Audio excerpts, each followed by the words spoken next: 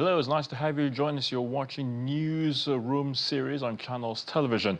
Our focus today is on the North Central region. But before that, let's have our top stories for the day.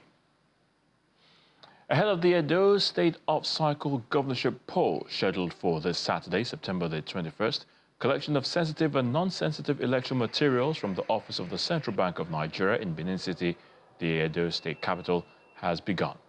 Although the press is currently not allowed access into the premises, our correspondent, who cited the movement of vehicles of the Independent National Electoral Commission at the CBN office in Benin City, reports that the inbound lane of the Akwakwava Road, where the CBN office is located, is currently shut to traffic, while everyone is driving on the other lane of the road at Ring Road area. Channels Television also observed that there's an unusually high number of security operatives at the CBN office who are keeping watch over the process.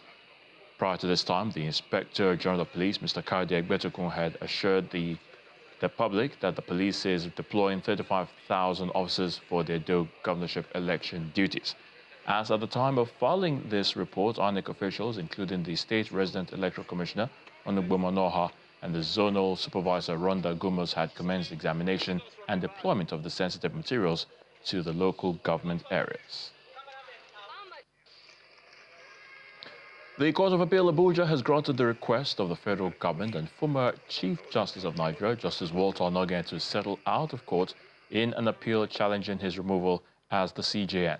The decision of the court followed information that the two parties have intensified efforts to reach an amicable settlement of all issues in dispute. Former President Muhammadu Buhari had in 2019 removed Mr. Onogen as the Chief Justice of Nigeria during the pendency of a charge against him at the Code of Conduct Tribunal.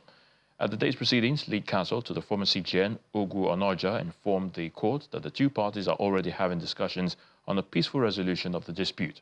He subsequently appealed to the appellate court for a one-month adjournment for final settlement of the matter. Counsel for the federal government, Tijani Ghazali, corroborated the submission of Mr. Onoja and requested that the matter be shifted forward for a possible amicable settlement.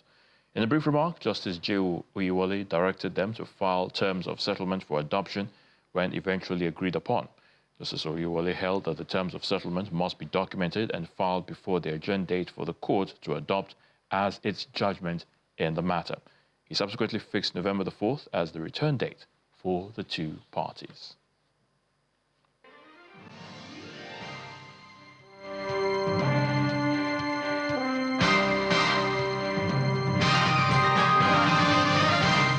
Moving on now, sustainable healthcare service delivery that is accessible, quick and affordable has been identified as enablers towards improving the well-being of the citizens. Governor Caleb Mutfwang emphasized the importance of effective healthcare service during the commissioning of the pharma-grade warehouse for the Plateau State Drugs and Medical Commodities Management Agency and the flagging off of emergency and medical services and ambulance system in Jos. Plateau State Healthcare Delivery has been upgraded with the commissioning of the pharma-grade warehouse, equipped with modern technology that align with international standards.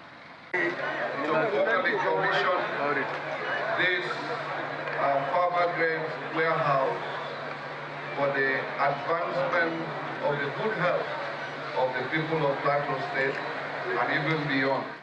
It's all part of a plan to provide affordable healthcare service and improve the health and well-being of citizens. This new pharma-grade warehouse will serve as a cornerstone of our efforts to build a sustainable healthcare infrastructure, ensuring the availability of essential medicines and vaccines across all the 17 local government areas, especially where they are most needed.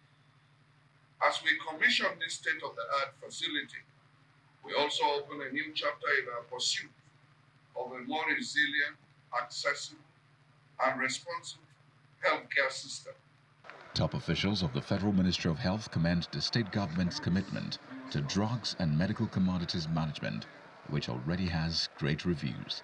With the signing of the Memorandum of Understanding between the Federal Ministry of Health and Plateau State Government, with the objective, which was for parties, to collaborate towards establishing a government-led supply chain that is effective, efficient, financially sustaining, and offers quality healthcare services in a manner that is competitive with the private sector business-like approach to achieve the objectives of universal health coverage.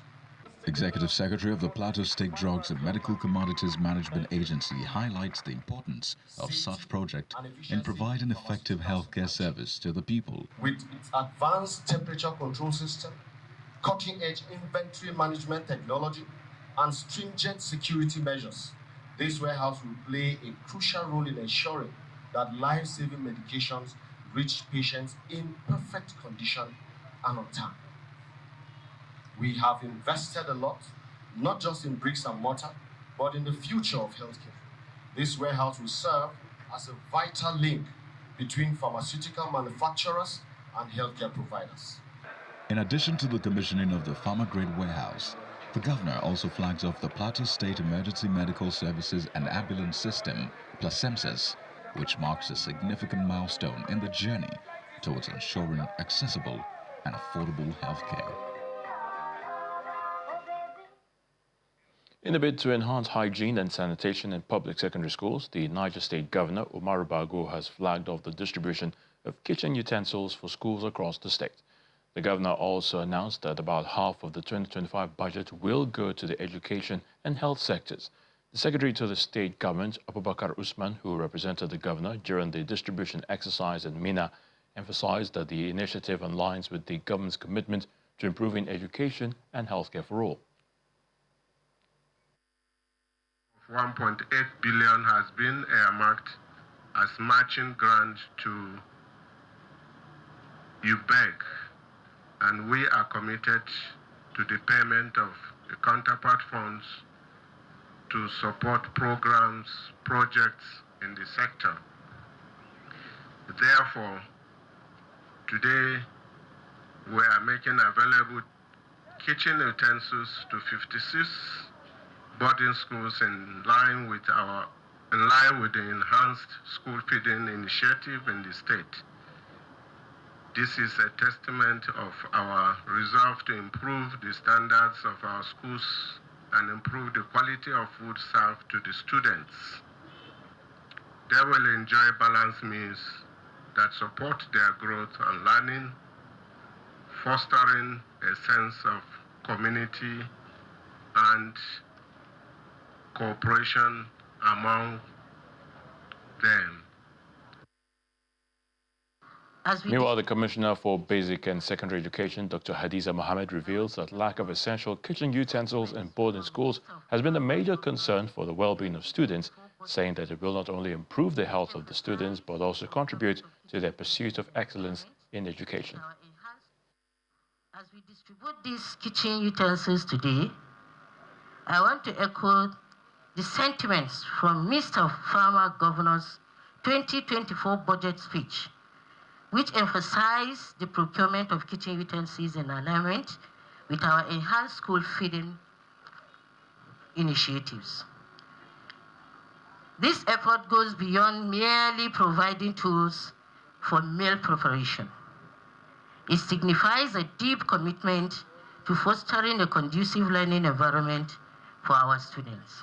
By investing in our schools and prioritizing student welfare, we are, in essence, investing in the future of our great state, Niger State. In Kwara State, Governor Abdurrahman Abdurrazak has restated his administration's commitment to talent discovery and development among the youth in the areas of digital literacy programs.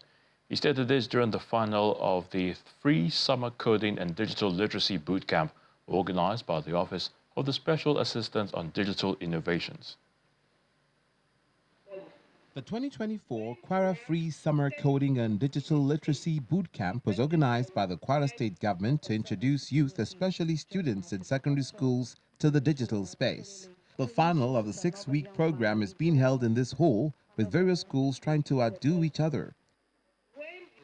In his opening remarks, the Special Assistant on Digital Innovation, Kade Shala, says the program marks the culmination of a journey that showcases the immense potential of the youth and the boundless opportunities that digital literacy and technology can unlock. The program is to expose young people, particularly in public schools, in Kwara state-owned institutions, to digital literacy. I'm really amazed with the level of comprehension. Many of these kids are kids that have never even done anything active on computer before. So which shows that if we give them a platform, just like the Kwara state government is doing, they can do a lot. These kids are going to be able to compete favorably with their peers across the world, which, as the state is investing actively in education, we are also investing in digital inclusion with it, such that they will be able to do well and also to be able to do a lot of innovation, bring a lot of innovation and technology on board. At the end of the program, this young student stole the show with his brilliant presentation. So if you say add COVID-19 data, if you say enter the date. We're already in the digital world, we're advancing to the digital world. So this program empowers youth using programming language to develop more projects that is making a more better world and more promising future. So this program just empowered us. Like the budget planner I do, I can turn it into a real project if there are financial resources. Stuff like that, I can do the COVID-19 data tracker. So the disease control organizations like the NDC, they can make it available to the public, and the public will use it to report cases of COVID-19. Governor Abdul Razak, who was represented at the occasion by the Commissioner for Education, Sadatu Modibo Kawu, believes the future belongs to those who can harness the power of technology, and his government is laying the groundwork for a state where young people are not just consumers of technology, but creators and innovators. This is the very first time that the government of Kwara State will be organizing a summer digital literacy boot camp and coding for our students. So this is the very first. Parents and, of course, the students and the Ministry of Education and Human Capital Development, we're extremely grateful to His Excellency for this initiative, for ensuring that our children were positively engaged during the summer lessons. So we are here now just to reward the children. The program featured presentation of prizes and exhibitions by the participants on Google template, software development, budget planner, and traffic light system, amongst others built from scratch. We're still in Kwara. This time, the chairman of the Kwara State Independent Electoral Commission, Kwasiek, Mohammed Baba Okonla, has said that only 5 political parties, the APC, PDP, APM, SDP, and Accord Party, will be participating in the local government elections in the state this Saturday. Speaking at a media parley organized by the State Council of the Niger Union of Journalists in Ilori, the Kwasiek boss said that arrangements have been made for hitch-free local government elections coming up in all the 16 local government areas of the state. Mr. Baba Okonla also said that his commission is fully prepared for the council poll, adding that Kwasiek has worked diligently to ensure that the electoral process is well planned and organized. Given to all the intended political parties that I want to participate in the election. But for the easy conduct of the said election, all the parties that have shown interest to contest the election, by law, are supposed to provide party agents that will man where votes are casted. We have persuaded all party contestants, party aspirants, all parties stalwart and party follower to maintain peace and order, so that it's not for the interest of the Kwasiek staff alone, for the interest of contestants, the voters, and the Kwarans at large. A national chairmanship aspirant of the People's Democratic Party in Benue State, Mr. Teide Yutan, has promised to end all internal wranglings in the party if appointed as the national chairman of the PDP at the forthcoming National Executive Committee meeting of the party. Speaking while briefing journalists in Abuja, Mr. Yutan explains that it is important for the PDP to appoint the next national chairman from the North Central after the resignation of the former chairman, Yocha Ayu, who was from the zone. I aspire to be given the mandate to serve the PDP as national chairman, primarily to run a shuttle diplomacy errand to the doorstep of each and every leader of the party with a message of peace, reconciliation, and unity. Convinced that I am possessing of the advantage to undertake such a task for the fact that by my relative youth, which arms me with a fresh energy and innovation thinking for the job. My firm conviction is that peace, reconciliation, and unity form the bedrock of the need of our great party at this material time. My ambition represents a statement from the vibrant pool of new generation players in our great party who have gone through the apprenticeship scheme under its leaders and are now qualified and ready to serve at the top levels of party leadership and administration. It is the call of the National Secretariat of the party to lead the way on the electioneering strategy and campaigns, and it is equally their call to drop those it may involve in the prosecution of such strategy. I remain a loyal party man, subject to the directions of leadership, when and wherever I am called upon by the leadership of the party to play any role as in the party's interest. But very profoundly, it remains my resolute article of commitment that in all situations and at all times, the good health and continued growth of the PDP is my cardinal objective. This desire is inclusive of the fortunes of the party in the Edo elections. If and when I am given the mandate to serve as national chairman, but will be my responsibility to shore up the fortunes of the party and build it to win political leadership in Nigeria at the federal level and in all states of the federation. Governor Hyacinth Alia of Benue State says work on the 35-kilometer Oju-Awaji road will be flagged off in 2 weeks to complement the ongoing federal road approved by President Bola Tinubu, which will connect the people of Oju to Cross River State. Represented by his deputy, Mr. Sam Ode, at the 2024 Igede Agba New Yam Festival, one of the rich festivals organized yearly by the Igede ethnic group in Benue, Governor Alia says the 25 billion naira project consists of concrete drainage systems and asphalt. Meanwhile, the lawmaker representing Oju-Obi Federal Constituency, Mr. David Ogewu, appeals for the construction of the Oju-Abakaliki and Enugu Road to improve the living standard of his people.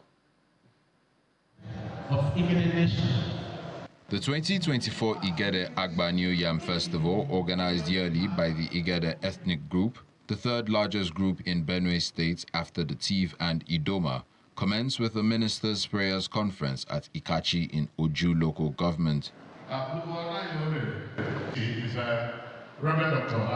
The people are predominantly farmers who are cut off from major cities in Benue State due to lack of access to roads and portable water for any form of use. The road network from Otupo connecting Obi to Oju down to Cross River State and the one connecting Oju through Awaji is also bad.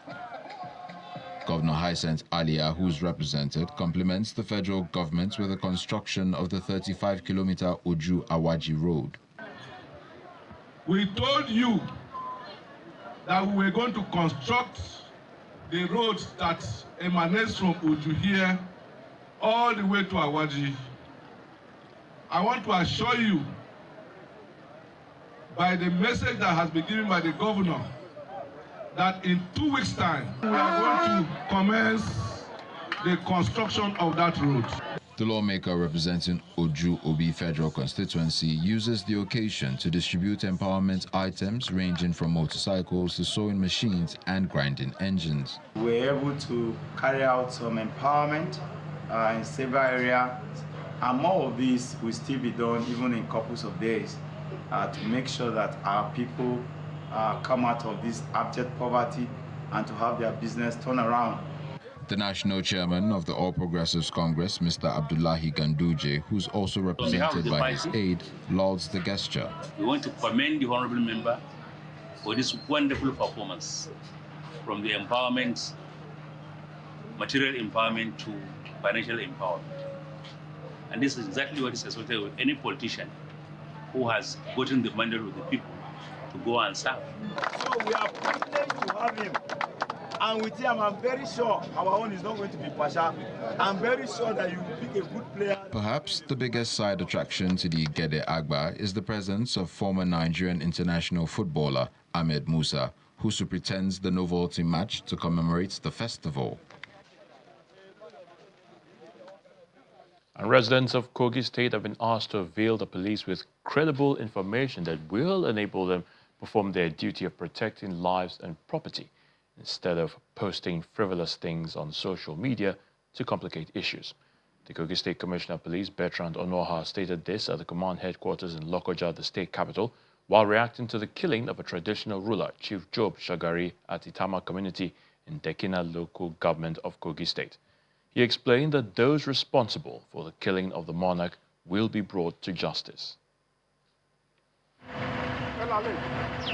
Itama community in Dekina local government area of Kogi State has been embroiled in crisis after the suspected assassination of a third-class traditional head, Chief Job Shagari, who was killed on the 12th of August by yet-to-be-identified assailants. The traditional ruler's death created rift between two families, which resulted in a communal crisis. Aggrieved by the tragic incident, youths in the community took to the streets in protest, and in the process burnt down houses and destroyed properties of those they suspected to be behind the brutal murder of the community chief. Wife of the assassinated chief, Mrs. Vera Shagari, gives an insight into the circumstances that led to his death. There is a man here called Sunday Pad. He threatened to kill Chief Job Shagari, His Royal Highness Onu Itama Ude. He said he will kill him on Monday, that he gave him on Monday to end up with his life. And my husband now said, okay, since you say you will end up with his life on Monday, that means he will take you to station to write an undertaking. So he now take him to police station. He now write undertaking there. My husband also went to write his own undertaking. They now lock him up. People were now calling, begging that they should release him for him. On Sunday evening, they released the man. On Monday, around 9 o'clock, my husband went to collect money from POS. We now started hearing gunshots. After like 10 or 20 minutes, people were shouting that they have killed His Royal Highness, they have killed His Royal Highness. The following morning, soldiers were here, police were here. Everybody now left again after the arrest. I don't know how they came in. After the arrest, strangers now came, they start burning house, which I don't know the people. Ever since then, we don't have peace in this community again. They are bringing thugs, many people, forcing people out of their room, fighting, spoiling things.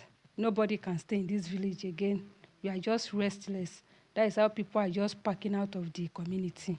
One of the community leaders from the other family narrates another version of events, accusing the police of bias. One Inspector Danladi Sunday with other policemen from Gume Division. He organized some boys.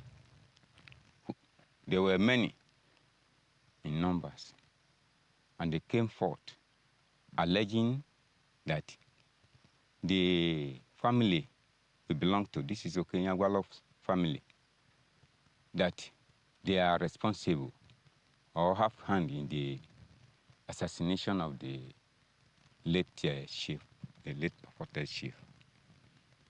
So when they came in mob, they started destroying houses with a dangerous weapon, armed, prohibited the firearms, aided by the police, and looting our belongings. Meanwhile, police authorities in the state confirmed that about 9 persons have been arrested and charged to court of the matter, while others are being trailed. The police are also calling for peace to be allowed to reign in the Itama community. The police will remain undeterred.